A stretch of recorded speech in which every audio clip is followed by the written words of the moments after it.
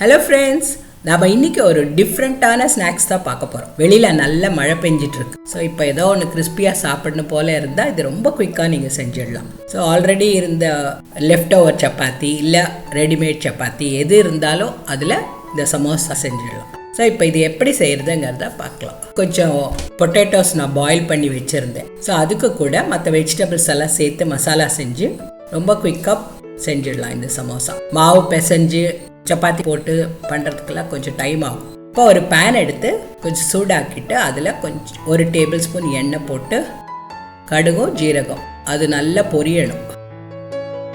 So பொரிஞ்சதும் கருவேப்பிலையும் சேர்த்து பொடியாக நறுக்கி வச்ச வெங்காயம் அதில் சேர்த்து நல்லா ஃப்ரை பண்ணலாம்.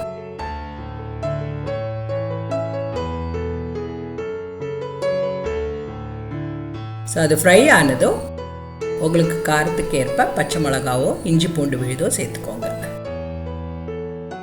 அதையும் நல்லா ஃப்ரை பண்ணணும். அந்த இஞ்சி பூண்டு விழுதோ நல்லா ஃப்ரை ஆனதுக்கப்புறம் எந்த வெஜிடபிள்ஸ் இருக்கோ நீங்கள் அதில் சேர்த்துக்கலாம். நான் 1 கப் கேரட், நான் 1 கப் பட்டாணி, அந்த பாயில் பண்ணி வச்ச அந்த பொட்டேட்டோஸ், கொஞ்சம் கேப்சிகம்ஸ் சேர்த்துருக்கேன். நீங்கள் வெறும் பொட்டேட்டோ பீஸ் கூட சேர்த்துக்கலாம். ஸோ இதெல்லாம் சேர்த்து கொஞ்சம் நல்லா ஃப்ரை ஆகணும். ஸோ நீங்கள் அது ஃப்ரை பண்ணும்போதே கேரட் கேப்சிகம் எல்லாம் சீக்கிரம் வெந்துடும்.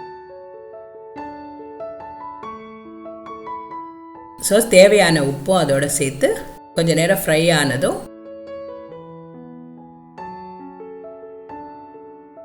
அதில் காரத்துக்கு ஏற்ப கொஞ்சம் சில்லி பவுடர், கொஞ்சம் தனியா, கொஞ்சம் ஜீரக பவுடர், மஞ்சத்தூள், கரம் மசாலா, கொஞ்சம் சாட் மசாலா, இவ்வளோ சேர்க்கும் போது நல்ல ஒரு ஃப்ளேவர் இருக்கும் அந்த வெஜிடபிள்ஸில். ஸோ எல்லாம் சேர்த்து நீ ஒரு 5 மினிட்ஸ் நல்லா சாட்டே பண்ணிங்கன்னா மசாலாலாம் சேர்ந்து ஒரு சூப்பரான வெஜிடபிள்ஸ் தயாராகிடும். இதில் நிறைய நறுக்கி போட்ட கொத்தமல்லியும் நீங்கள் சேர்த்துக்கலாம். இப்போ ஃபில்லிங்ஸ் ரெடி ஆயிடுச்சு. இதை வச்சுட்டு நம்ம என்ன பண்ணணும், இருக்கிற சப்பாத்தியை 2ஆக கட் பண்ணிவிட்டு ஒரு கோன் ஷேப் மாதிரி பண்ணிக்கணும். அந்த கார்னர்ஸ் எல்லாம் ஒட்டுறதுக்கு கொஞ்சம் ஸ்லரி பண்ணி வச்சிருந்தேன். அதாவது மைதா பேஸ்ட்டு இல்லை கார்ன்ஃப்ளவர் பேஸ்ட் எது வேணாலும் ஓகே. ஸோ அதுக்குள்ள ஃபில்லிங்ஸை உள்ளே வச்சு வெளியில் வராமல் இருக்கணும். அந்த எட்ஜஸ்லாம் கார்னர்லாம் வெஜிடபிள்ஸ் வெளியில் வராமல் அந்த எட்ஜஸ் எல்லாம் அந்த ஸ்லரியை வச்சு நல்லா ஒட்டிக்கணும். அதை சமோசாவை நல்லா அழகாக ஒரு கோன் ஷேப்புக்குள்ளே பண்ணி